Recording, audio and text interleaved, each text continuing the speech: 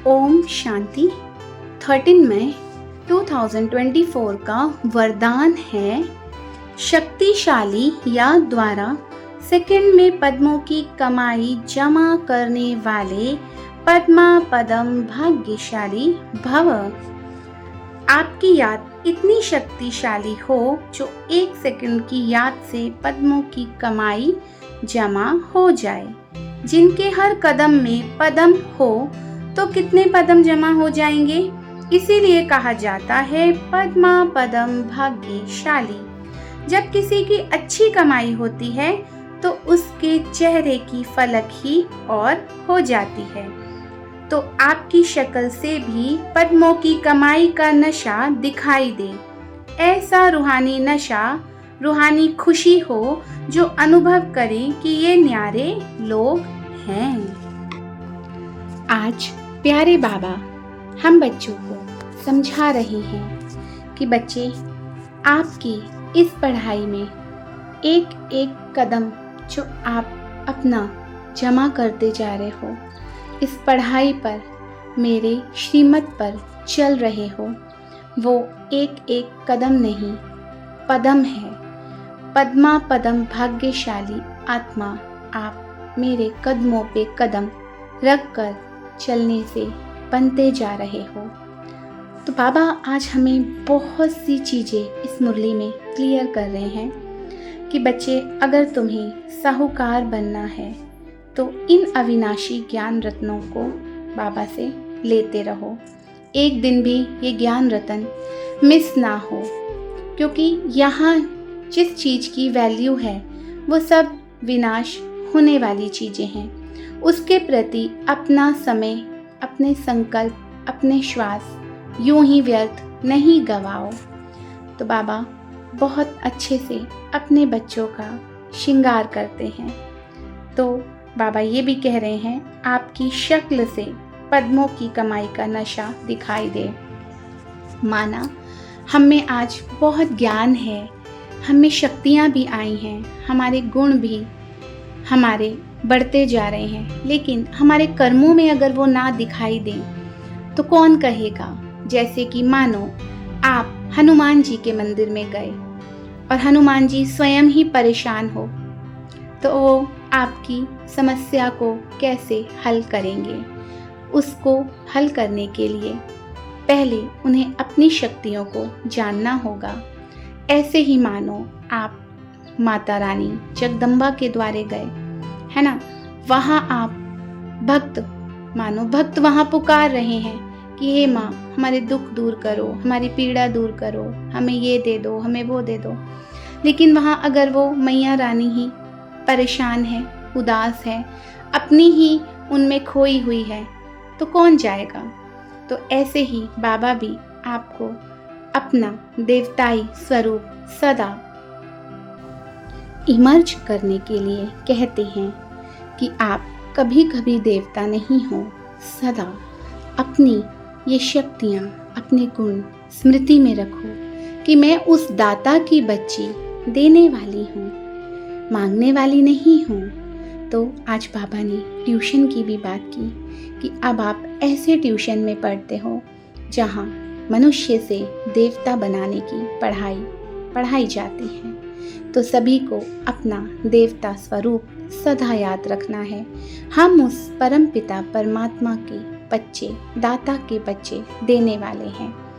तो कई भाई बहन ये भी कहते हैं कि दीदी, हमने तो स्वयं को गुणों से, शक्तियों से श्रृंगार कर लिया, परंतु हमारे आसपास का संग अच्छा नहीं है, तो उनके साथ हमारी बहुत सी शक्तियाँ यूं ही व्यर्थ हो जाती हैं।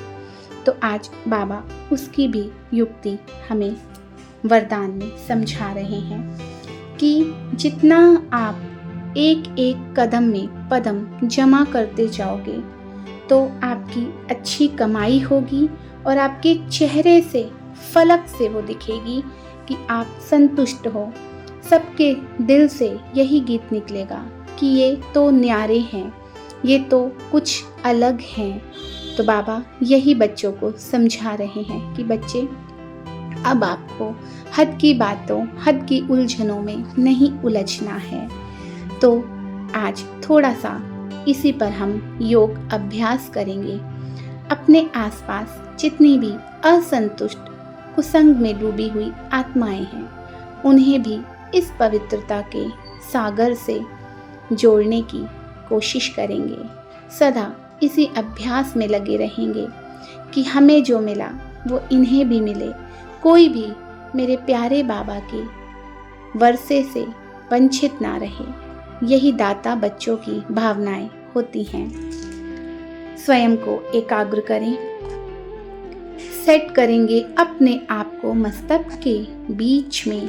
मैं आत्मा एक चमकता सितारा हूँ, ज्योति स्वरूप हूँ, मास्टर सर्वशक्तिवान, पद्मा पदम भाग्यशाली हूँ। इसी स्थिति में स्थित हो जाएं। अब अपने लाइट के सूक्ष्म शरीर में अनुभव करें ये हड्डी मांस से बना शरीर अदृश्य हो। मैं आत्मा स्थित हूँ अपने लाइट के सूक्ष्म शरीर में। अभी देखेंगे परम धाम में शिव बाबा, शांति के सागर, सर्व गुणों के सागर, सर्वशक्तिवान परम पिता परमात्मा धीरे धीरे वो महाज्योति नीचे आ रही है। आप पहुंचे मेरे सिर के ऊपर और मेरी छत्र छाया बन गए। उनसे सर्व शक्तियों की किरणें निकल मुझ आत्मा में निरंतर समा रही है। इन किरणों से मैं बहुत शक्तिशाली महसूस कर रही हूँ। मेरी बुद्धि एकाग्र और स्थिर हो चुकी है। शिव बाबा सर्वशक्तिवान, मैं आत्मा भी मास्टर सर्वशक्तिवान हो गई हूँ। अभी देखेंगे ये शक्तियों का लाल प्रकाश मेरे सारे सूक्ष्म शरीर में फैल रहा है। अब सूक्ष्म शरीर में ये लाल रंग का प्रकाश फैलकर मेरे चारों तरफ लाल प्रकाश का एक आभा मंडल तैयार हो चुका है। भगवान ने स्वयं ये शक्तिशाली आभा मंडल हमारे लिए बनाया है। इसके अंदर मैं सदा सुरक्षित हूँ और जो भी कमाई मैं आत्मा इस संगम युग पर पुण्य के लिए करती हूँ वो भी सुरक्षित है।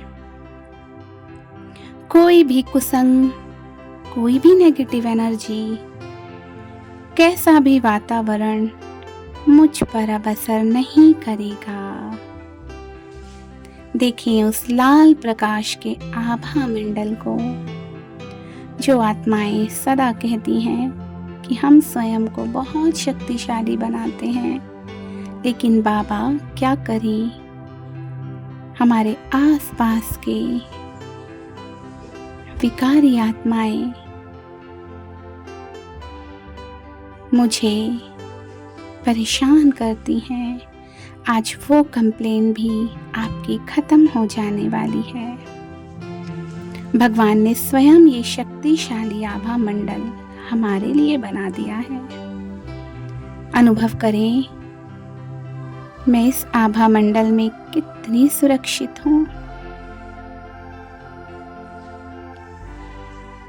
मेरा भाग्य भी इसमें सुरक्षित है। मैं जो कदम में पद्मों की कमाई जमा करती हूँ वो भी सुरक्षित है। कोई भी नेगेटिव एनर्जी अब मुझ पे कोई कार्य नहीं कर सकती।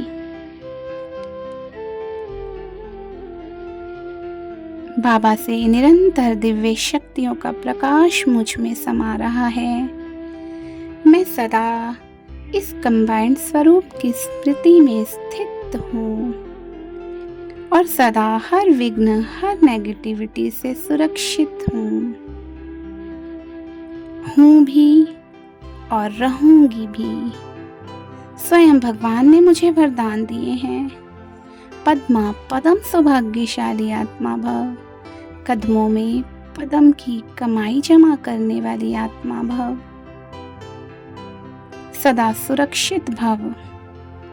भगवान अपने बच्चों को सदा तन से, मन से और धन से सहज रखेंगे। ये स्वयं बाबा ने हम बच्चों से गारंटी की है। जहाँ बाबा साथ है वहाँ कोई भी कुछ नहीं कर सकता। ये कंबाइंड स्वरूप ही सर्वश्रेष्ठ स्वरूप है। ओम शांति।